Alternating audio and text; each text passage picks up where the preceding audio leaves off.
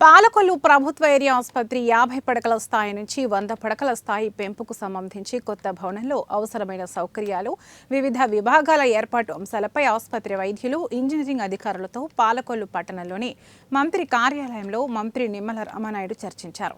అందుకు అనుగుణంగా పలు సూచనలు చేశారు. 100 పడకల ఆసుపత్రి పనులను వేగవంతంగా పూర్తి చేయాలని ఆదేశాలిచ్చారు. పాలకొల్లు హిందూ శ్మశాన వాటికలు అభివృద్ధి పనులను వేగవంతం చేయాలని మంత్రి నిమ్మల రామానాయుడు అధికారులను ఆదేశించారు.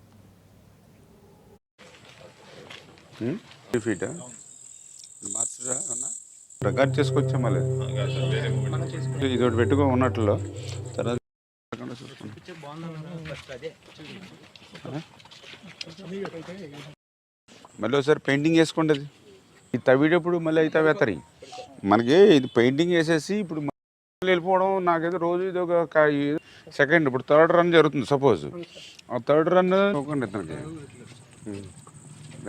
కదా ఇప్పుడు ఈ లాంచ్ చేసేయాలి. ఇప్పుడు ఒకసారి దాన్ని బట్టి ప్లాన్ చేసుకుని కరెక్ట్గానే పెట్టుకోండి. ఇప్పుడైతే మనం చేసుకోవాల్సిన ప్లానింగ్ అయితే ఇప్పుడు G+2లో చేస్తారు. మీరు 20,000కి ఎడిషనల్ బిల్డింగ్ 21,500 చేస్తారు. చేసుకుని అందులో ఈ ఫ్యాకల్టీస్ అన్ని కూడా కవర్ అయ్యేలాగా చేస్తారు. నీర్లు ఎంత అవుతుందన్నారు దానికి బడ్జెట్? 13 to 14 అవుతుంది సార్. 13 to 14.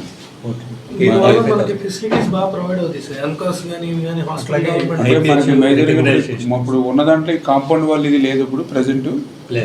అవన్నీ కూడా పోస్ట్ మార్టం షెడ్ ఒకటి కేవలం 2 కోచెస్తో రన్ అవుతుంది. ఇప్పుడు మొన్న 9 కోర్స్ అన్నారు కదా మొన్న ఎస్టిమేషన్. ఇప్పుడున్న సైట్ అంతా కూడా మనం కొలిసాము.